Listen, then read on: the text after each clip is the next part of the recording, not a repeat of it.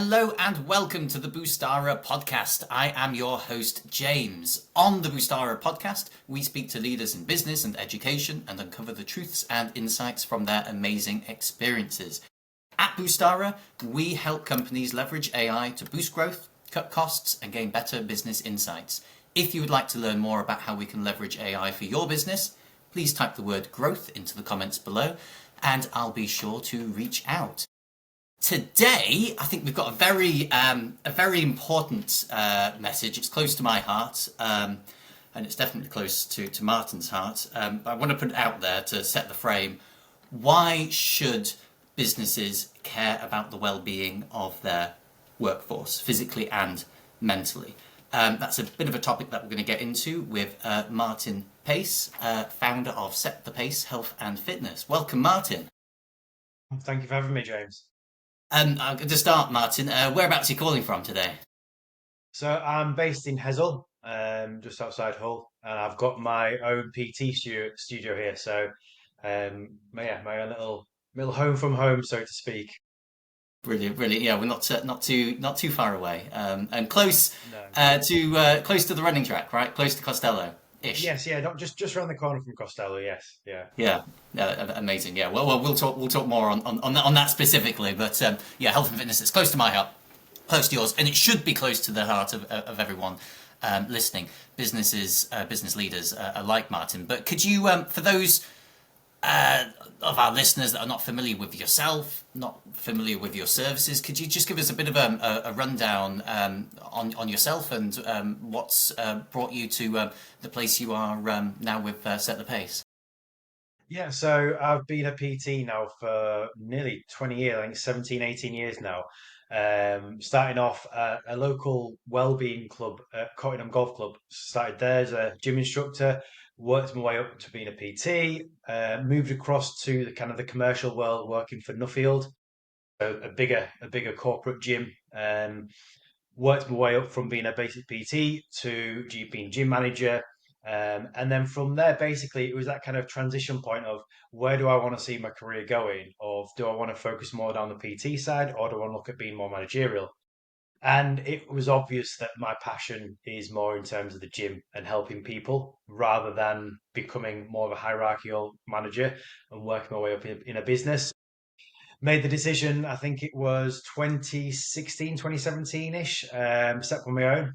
And I've been here ever since. So I've, like I said, got my own studio and I work with clients on a one-to-one or a paired basis in person as well as online. And I think that the big trigger for that was COVID. So I've obviously spoke to you before about how the impact of COVID hit the fitness industry, but obviously you couldn't go to see people, you couldn't go to gyms. So all my clients needed guidance from their home. And that kind of sparked my online coaching business where I help people wherever they are in the world. I've got clients in the Southern Hemisphere, in America, throughout the UK, where essentially I guide them through their health and well-being, but from a distance location, as well as doing the one-to-one stuff here in person. And that's been we've been growing fantastically since, like I said, 2016, 2017. I never have a wait. I know I'm never needing a new client for PT. I always have a waiting list. So business is booming in that respect. But one of the key things, and the reason why I now work primarily with businesses, is that through the online coaching system, if you like, a lot of my clients are kind of CEOs, managers, business owners. And one of the common themes that I was getting with all their results was they'd say things like, I'm better at work, I'm more productive, I'm less stressed, I can cope with work demands better. So I kind of took a bit of step back and thought, you know what? Well, why not prioritize my coaching style on those people so I can help businesses get healthier, fitter, less stressed, more productive? And that's where this workforce wellbeing program was kind of being born from, really. And that's it. That's really interesting. So what you're saying is that it starts with the CEO, it starts with the managing director, right? They see the Yeah, importance of that well-being, but then setting the program that then trickles down to the rest of their staff and employees. exactly. Yeah. So if they feel the benefits themselves, it's only going to be human nature to think, well, if it affects me this way, it's going to affect every single person within my business. And the benefit from the business perspective is if you've got people who are healthier, happier at work, they're taking less sick days, they're going to be more productive, you're going to have a better bottom line, you're going to make more profits, all by investing in those individual people's health and well-being. Amazing, yeah, and well, exactly what you say there, like the cost of sick days, right? The cost of staff that may be clash with each other because they're stressed Yeah. and unhappy, right? When you relieve those symptoms, I mean, can you? Is it easy to put a price on what workforce well-being, it is worth to a Yeah, company? I don't think you can because I think it works in so many different ways. I mean, from the employer's perspective, obviously you've got the better profits. It's going to create a vast array of productivity benefits. Like I said there about people being more productive and having less sick days. But from the employee's perspective as well, if you've got a boss or an owner who is investing in your health, your personal health, you're never going to want to leave that job. You want to be, you're valued, you're going to be listened to. So you've got a career there or a job that you know you are truly valued as an individual. And that creates kind of a better working environment around the whole business because you've got people who actually want to work for you. Uh, because, I mean, we all know, we've all probably had jobs in our lifetime where you think, oh, I really don't want to go to work today. I don't like my job. Well, I don't like working with this person or whatever. Whereas if you've got a culture that actually supports happiness and health and well-being, you're going to want to wake up on a Monday morning and think, you know what, yeah, I'm looking forward to going for work. And I think that's a big thing with modern day life. I think too many people hate their jobs. I know it's very kind of very harsh way to say it, but I think they do. And I think because of that, they're going to put less effort in. And because of that, they're going to be more likely to pull that sick day every now and again because they can't be bothered to go to the gym, go to work. But like I said, if you've got that kind of support, that network around you at work, to help you feel healthier and happier, then yeah, why wouldn't you want to give your all for that business? Yeah, exactly. Do you think that this is a trend that companies are kind of jumping onto now that they're seeing the value that I a think, happier, yeah, healthier workforce, and are there reasons for this trend? I think this obviously the media is a big kind of trigger in terms of highlighting the fact that the nation is massively unhealthy. Obesity levels are through the roof. I think I saw something yesterday where the childhood obesity at the moment, the generation of kids at the moment, is the biggest and most unhealthy it's ever been in history. We currently have the fattest kids in the UK history, which is bear in mind something we'll touch on later with AI. Is it blows my mind how we can have all the resources available to us in the world yet we are still failing to look after our health and well-being. Um, so I think that's media is a big trigger because it's highlighting those facts and people are a little bit more aware of them. I think the challenging thing is that I've kind of experienced with working with businesses is that from a monetary perspective, a lot of businesses want that instant kind of return. So if I'm investing X amount of money in my employees, I want to see that profit in the next 2 months. But as you know from your running experience and your fitness experience, health and well-being doesn't happen in months. It's going to happen over the long term. So the investment in well-being might be now, but you're going to see it in terms of profitability and healthier, happier employees 12, 24 months down the line. Now, a lot of businesses with the current economic climate might not be in a position to have that sustained long term approach. And I think that's the balancing act. Businesses know they need to do it because the country is essentially getting fatter and more unhealthy, but they might not have the long term kind of funds or strategic approach to be able to commit to that long term future. That's the stumbling block I think at the moment with businesses. Like you say, is that a common barrier, a sort of common sort of conversation that you have with companies that they see that, but we It's need not the something right time. that's going to help right now. Yeah, yeah, Yeah, they're looking for, they would rather invest in something that's going to reduce immediate expenses in the next 30 days rather than something that's going to have a 5 times bigger effect, but in 2 years' time, because they're looking for the short term quick fix. A bit like, I mean, it's very similar to individuals' health and well-being. People want that quick fix. People are looking for that immediate. What can I do now that when I wake up in a month's time, I'm going to look and feel totally different? But actually, as you like I said there, it doesn't work like that. There is no long term quick fix. It's going to work for an immediate time, but then it's going to just trail off and it's going to go back to square one again. It's following a plan. It's being persistent, showing up, Yes. and having your eyes fixed on what that goal is at the end. And I guess it's going to be different for every individual and every company. I mean, Yeah. could you share with us, Martyn? I suppose that like a success story that you've had with a company that kind of demonstrates, Yeah. So I've got to a company. those companies that are already listening, thinking, yeah, I do want quick results, not long term, but can you demonstrate the kind of results that you've Yeah, had? because I think kind of just piggybacking off that, the individuals, the employees, most certainly get the quick fixes. They feel immediate benefit. Like just to kind of go deeper into my previous answer, they do get the immediate results.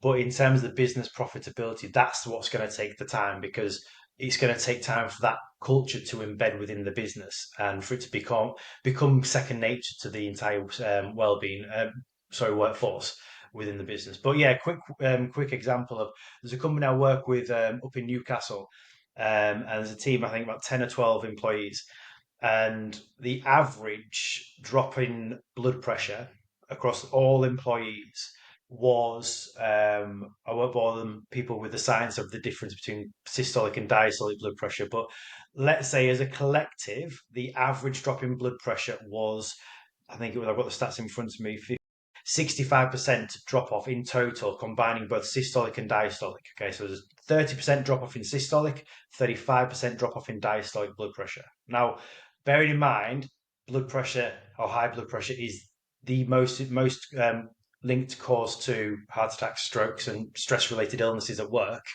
right?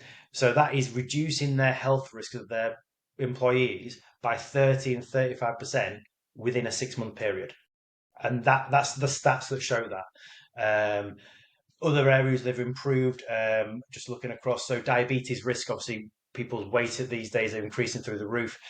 Glucose levels dropped on average by 15% every employee. The most, some people, one person lost 50% of their blood glucose levels. And went from being in the diabetic category to being in the normal category within 6 months. Flexibility, think of posture.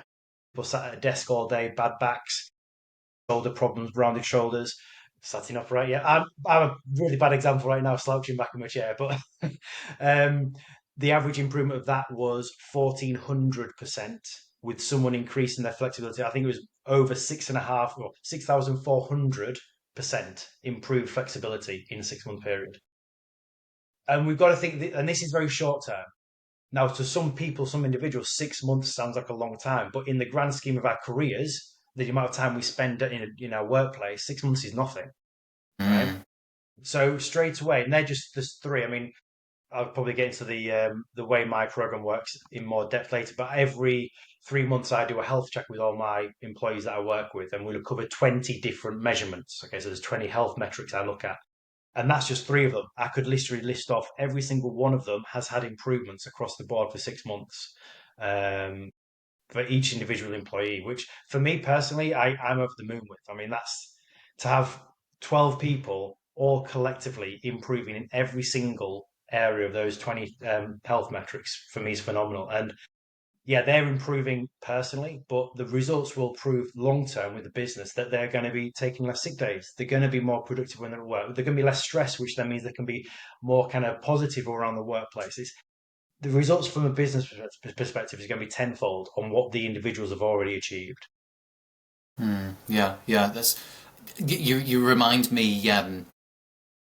Something I remember hearing early on in just generally in business and the sort of employee welfare was saying that to appease staff, you can just simply give them more money. Money can solve problems, sort of short term, right? Just up their salary, give them more money. Long term, it's not going to it's not going to solve problems. You need to change the, Yeah. make sure that the culture of your company is appropriate. What are you doing to provide better opportunities, a career within the company, right?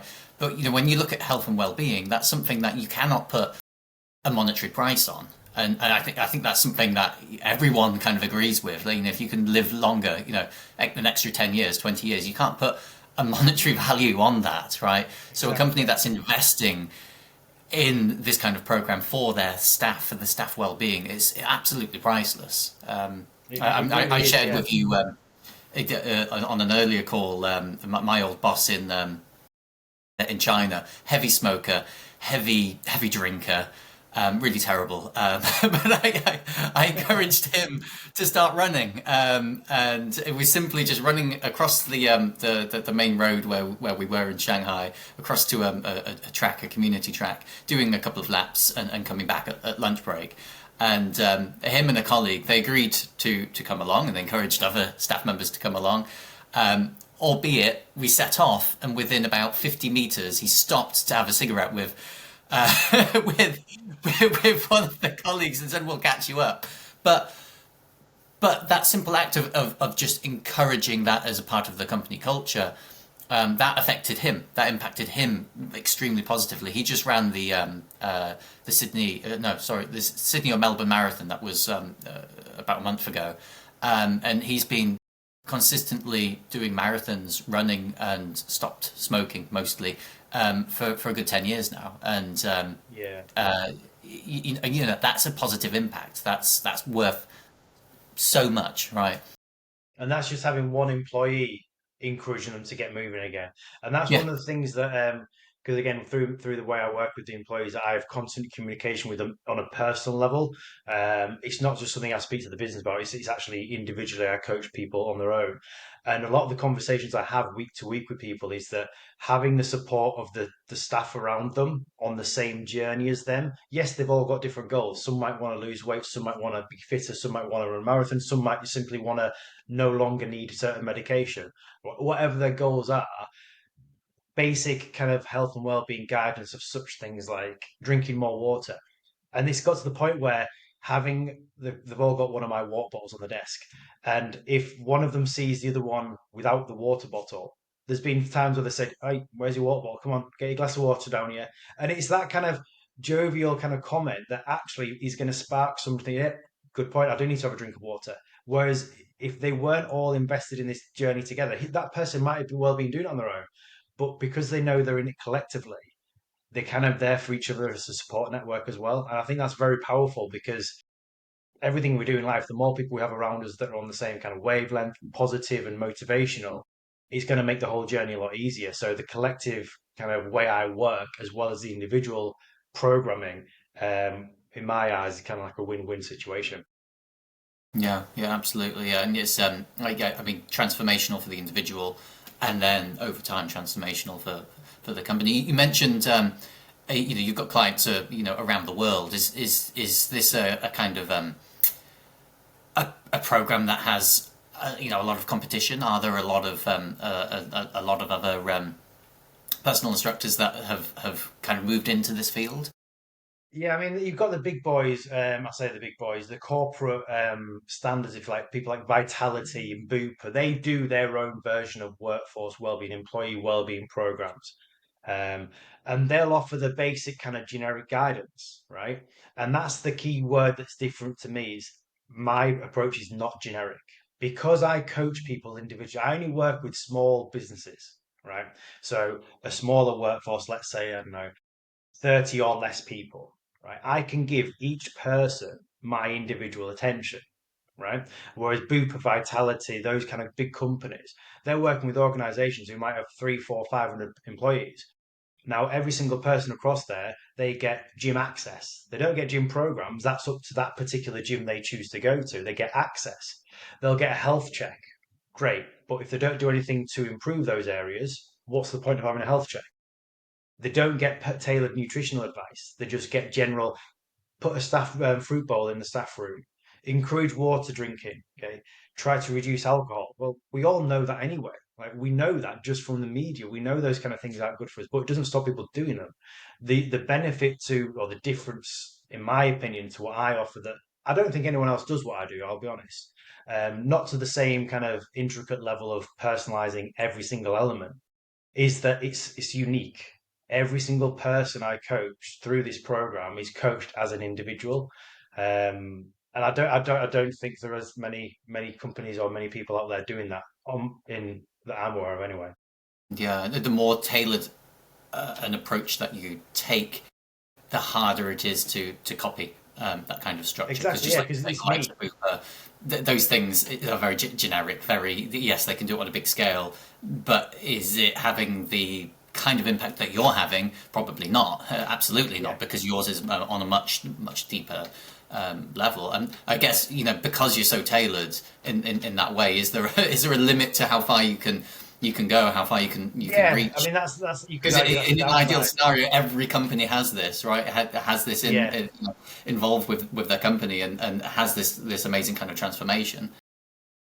Yeah, I mean that's the downside, if you like, the kind of break that is always gonna, from a business perspective anyway, it's gonna hold me back, you could argue, because I can only work with a certain number of businesses because of the tailored one-to-one approach. I can't go help 500, 600 employees every single month. Right? I'm on my own, right? I'm a self-employed person, so I can't have the influx of clients that potentially a Boop or a Vitality could do. But I can guarantee the impact and the effect that my program would have on the smaller minority of people would be far greater. They might help more people, but the impact would be far less for each individual person. Interesting. I got to move us onto tech, Martin, onto AI. Yeah. What's your, as a general sort of topic? What's your opinion? What's the impact that you're seeing tech and AI have on your, For I me mean, your personally, industry space specifically, but also the companies that you work with, for good and bad. yeah. So for me personally, on a complete personal level, it's very much Marmite. I love it. I use it, but I also hate it. Things like the advancement of, it might not technically fall under AI, but things like when you're talking, having a conversation with someone, and suddenly you go onto your phone, and that same product or same item or same kind of area of tech appears as an advert on your phone. I hate that. Like, I don't like the idea of that everything is being tailored to your conversations and the listening. I'm not a kind of a weirdo that believes in everyone's listening kind of thing, but there must be something in AI tech that is doing that, because how does it otherwise work? So that's the element I don't like personally. From a health industry perspective, it's it's very much, again, love it and hate it, because AI is great for theory, right? I'm a very theoretical person, as you know from our conversations. My approach in coaching is very educational. I like to teach people the whys and the hows behind the advice I give. So I won't just say to someone, do this exercise, eat this many calories. It's, well, one to be doing this because you need this many calories because, right? So I want them to learn. And AI is a great tool to do that, right? So someone who doesn't or can't afford a trainer or doesn't want to have a trainer, they can go into AI and type in, what is the benefit of doing a barbell squat? And it'll tell it, and it'll tell you exactly the benefit, the theory, the reason why, everything. Fantastic. But there's a big discrepancy between knowing something and then being able to apply it. And that's the dangerous part, and the bad side of it, in my opinion, is that you can learn all the theory and all the knowledge in the world from AI, to do with nutrition, to do with lifestyle, to do with training. It can write you a training plan, it can give you a diet plan, but it doesn't know you as a unique person. It doesn't know the stresses you're under as a family. It doesn't know your relationships, your social life, your work routine, your digestive system, your toilet habits, your health history. All those factors have a part to play, right? And it Yeah. also doesn't have real life experience. And that is where someone like myself, a coach, can come in and step in and say, you know what? I know you've got this, but in my experience, because I've worked with hundreds of people that have had the same situation before, this will work because of blah, blah, blah. Yeah. Or I can see them performing a squat that might technically be correct for what AI suggests they should be doing, but their body, their kind of their their shape, their limb angles, their ankle mobility, whatever, might not allow them to get into the beneficial position. So suddenly that perfect exercise becomes imperfect for them.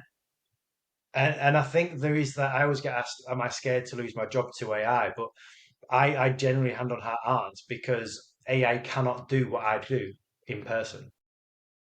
And I think there's a lot of that human element that AI, as much as it's learning and it's adapting and evolving, I don't think it will ever get to the same level as an actual human being, in my opinion. What are your takes on it, if you don't Yeah, mind? I know. I absolutely agree. You reminded me of a book. I forget the title, but it was talking about the discrepancies that we see in society, and say in healthcare. So, for example, heart problems. Doctors diagnose heart issues based off of the vast majority of studies and diagnostics that have been done on white male patients, right? And the people from other minority groups or females, their hearts are not quite the same, and that the way that we treat everyone is based off of a very generalized kind of study or notion, right? And exactly that, AI will take all. It depends on what the information it's being fed, and it's Yeah, definitely not hyper personalized, right? We're all extremely different. Like, yeah, my ankle mobility is terrible. It is absolutely terrible. I have different issues. I have different history that AI can't possibly know or figure out or create a plan specific for me. And I know this based as well, based off of my Garmin. I hate my Garmin. I'm not wearing my Garmin right now. But when my Garmin tells me for how long I need to rest, my predicted times, I know it's completely wrong because I yeah, know from my plans, from my training, what I'm capable of doing. But it's taking it off of a exactly. very generalized feed of information from the whole population, to then say, well, this is what you're capable of in this moment, right? Yeah. Which isn't correct for me. It's not hyper personalized in that aspect, and I completely agree. For experience as well, because all of these different things add up to create a particular situation for somebody, that AI can't predict that yet. I do think it will get there eventually once that it can take in that information, but until it can take in that information, which we're not at that point yet. It can't give those predictions. It can't create those Yeah. plans. It doesn't have that kind of experience and knowledge because it's all dependent on the information that's been given, and that's not enough right now. I was going to say, I think that's the key thing is obviously the more information you give it, yes, you can still tailor that advice or the programming or the nutritional guidance to you because if you feed more personal information in, you'll get more personal information out. I completely understand that. But you just gave a great example there, for example, your squat mobility with your ankle, right? You could even type in, I struggle with my squats because of my ankle injury. I had this ankle injury in whatever date. I had this treatment. You could give all the information you need. Your AI can't see you doing a squat. It physically Yeah, can't unless yeah, you record yourself and feed a video into it. And even still, like you say at the point, it still isn't adapt enough, so that it will be able to visualize it, take that feedback, and actually say, well, because of that, you shouldn't do squats, or you should focus on doing a particular type of squat, or you raise your heels, or do a lunge instead, whatever. So I do certainly think in the fitness industry particularly, I don't think AI will ever replace it. May do in nutrition, I guess, because nutrition is a little bit more theory based. There's no You don't physically see someone eat. That has no impact on a client. But yeah, certainly from a training perspective, anyway, it'll never replace a human. yeah, I don't yeah. think anyway. Well, it's interesting you say that, Martin, as well, because from conversations with other business leaders, I think it's not necessarily about replacing, but about supporting. So I guess that's a good extra question. Is how do you see AI supporting maybe your business or other businesses, in that way, rather than taking away a role Yeah, completely? How is it helping? yeah. So personally, for me, I use AI a lot in terms of theory.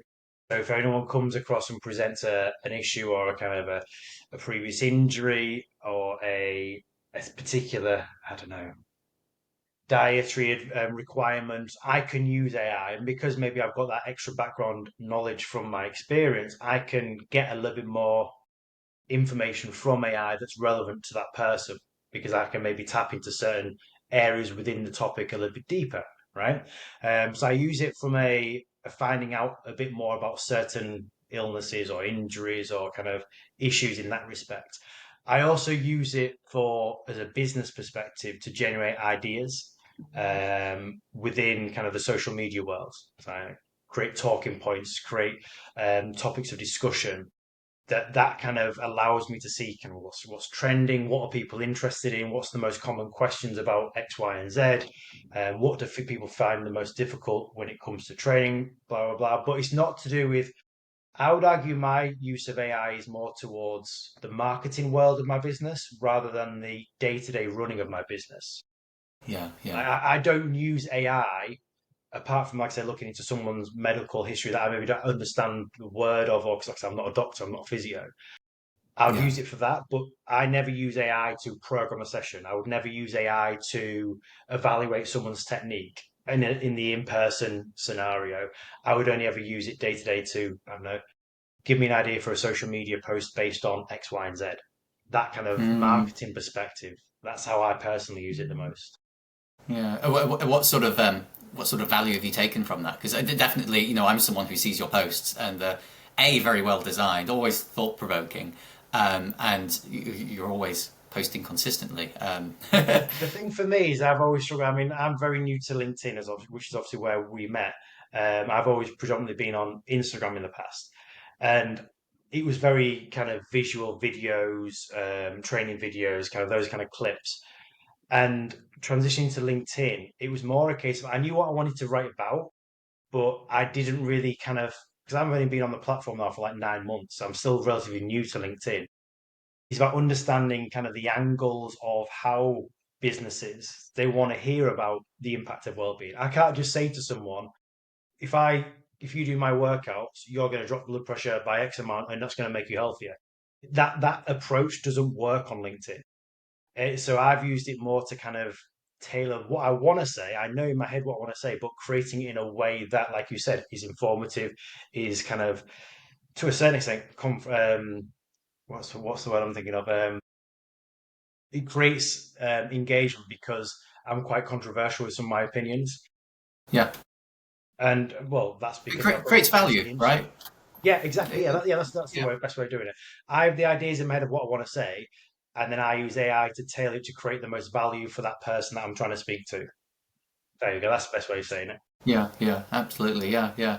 On the flip side, so not you as a business person, but I mean when you see clients and the changing trends, as you've grown as a personal instructor and then into your sort of modern business role, not so much AI but just tech in general. Have you seen that shift in, I suppose, problems and because I Yeah, see you, it's not just physical fitness; it's well-being in a general sense, right? And yeah. I I think suppose when have you seen that increase and change over time as we've become more dependent on phones and tech, and then AI being there?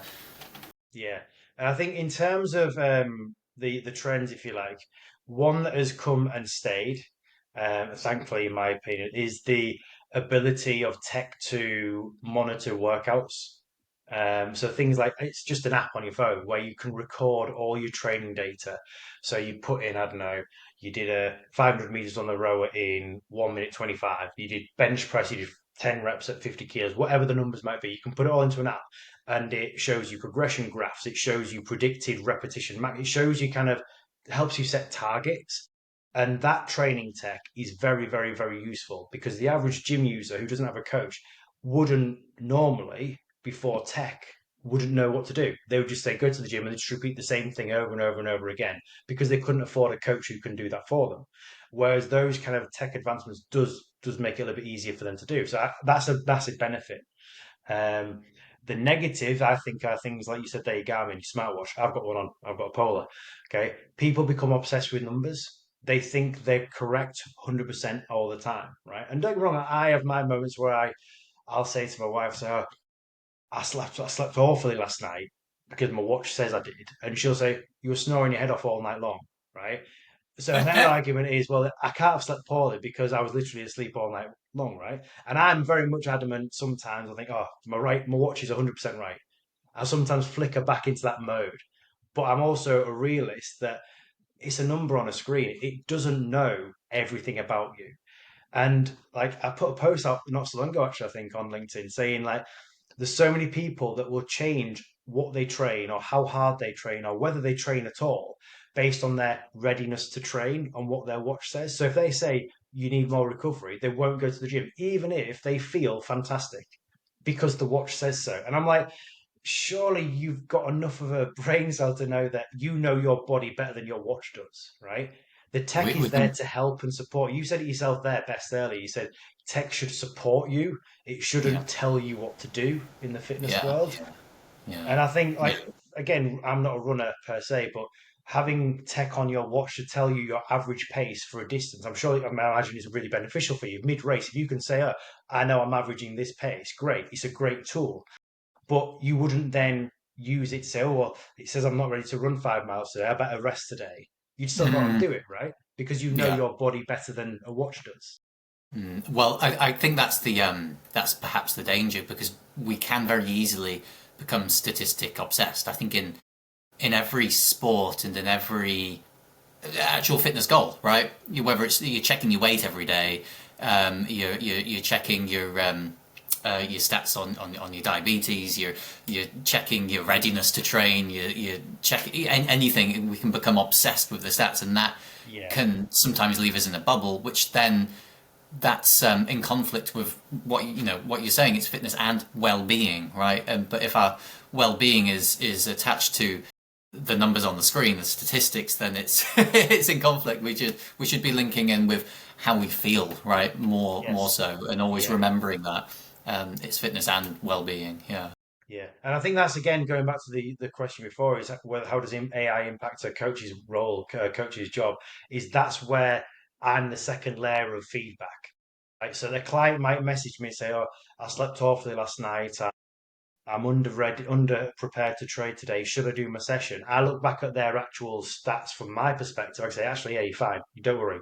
Crack on and go for it because I know based on your experience, based on the fact I've worked with you for so many weeks or so many months, I know you're ready to go to still do this. Just because a watch says not, you shouldn't miss your session. And Martyn, I mean, for yourself and for Set the Pace, what's the vision going forward? Well, I'm very much I I want to be as successful within my business as I can. But for me, family is very much more important. And we've got three young boys, 6 and twin 4-year-olds. So they're at the age now where I want to be around as much as I can, right? Don't get me wrong, they're very, very challenging and difficult at the moment in time. But I want to be there for them, right? I don't want to be embedding myself in my business 24/7. So for me, my next, if you like, 5, 10 year goal, it sounds backwards, but is actually to work less. Create a business structure where financially, yes, we're comfortable in terms of what we want to do and the lifestyle we have. But I aren't bothered about making millions. I aren't bothered about trying to be the next Joe Wicks or whatever in the newspaper in the media. I just want to be working as less as I can, so I can have the family life and the kind of lifestyle that I want. Um, and then yeah, when the kids get older, when they get to the point where they don't want to spend time with the dad, and I become uncool, then maybe yeah, maybe I can then push the business a little bit further in one way or another at that moment in time, and dive myself more into the business. But yeah, for right now, it's about. It sounds weird saying it based on my I'm a business owner, but I actually want to work less Yeah. because No, no, for me no. that's in terms of that well-being discussion. For me, that's more important than the money in a bank. Exactly, yeah. And you said it really nicely at the beginning. I wanted to flag it up was you said about helping people, right? Wanting to Yeah. help people, help companies. And I looked into you a little bit, Martyn, and saw the bodybuilding, background. And I Mm. think, the success that you had, in the past. And honestly, I think a lot of people in sport and fitness, it can be extremely ego driven, right? And that becomes the driving force for a lot of personal instructors, people involved in sporting kind of positions, right? But as soon as you are grounded in that way and just I want to help people, right? That's Yeah. that says a lot, and knowing that exactly that it's not just about the fitness, it's about the well-being in general, which is the premise Yeah. of your whole business. I think. I mean, for anyone that's listening that wants to reach out to you, to Martyn, what's the best contact details, or who is the ideal person to reach out to you and to start a conversation? So basically, for the people I want to be speaking to, it's businesses who have got a workforce who maybe aren't quite at thriving to their best. The owners or the managers, HR managers, that they can see the potentials there, but there's just something missing, something holding them back. Those people that want to invest in the well-being of the team because they want to give value to their staff. Those are the people I want to hear from. I don't want to hear from people who just want to do it for a tick box exercise. Oh, we provide this well-being program, great. Well, if you don't care about your staff, that's not going to give me the buy-in from you emotionally, and it's not going to work. So I want to have contact with people who actually genuinely have a passion for giving back to the team. Yeah, and in terms of reaching out to me and getting in touch, there's my website. That is www.setthepacehf.co.uk. Or you can just reach out to me on LinkedIn, search for Martyn Pace, or Set the Pace Health and Fitness on LinkedIn and get in touch with me via there. Brilliant. I will put those contact details below, Martyn. I would Thank you. strongly encourage every business leader, definitely check out your website. Definitely check out your podcast. Really great, the Dumbbell podcast, right? Dumbbell Diaries, yes. Dumbbell Diaries. Yeah. Literally everyone gets tired arms. It's almost a competition. When I first did that, this is the guy I was with said, "Oh, what weight should we use?" And in my head, I was like, I'll use a 6 or an 8 or an 8 under 10 kilos. We chose a 2 kilo, right? After 5 minutes, I thought everything's fine, hunky dory. After about 15 minutes, I was like, right, I'm going to switch arms. I'm going to switch out. It gets a very heavy weight for a very long time when you're talking to someone. So yeah. I mean, I love doing those podcasts. I've got another one set to record in the next couple of weeks anyway. So hopefully that will be airing very soon as well. So Brilliant, brilliant. we'll get you on board as well to talk about your running history. I would love to. You know, honestly, in this kind of call, you know, when I see you, I can see the muscle, you know, and I'm complete opposite from a running sort of stature. If I go like this, I look too weedy. I need to shape myself a little bit more. But yeah, a key takeaway from today, really, for any business leader listening, you know, consider the value of having a healthier workforce that has. It's not just in terms of sick pay; it's far reaching, and Martyn can help you get that transformation. So please do like and share this video so we can get this message out to as many people as possible. But Martyn Pace, thank you very much for joining us today. Thank you, James. Thank you for having me. Brilliant. And thank you everyone for listening.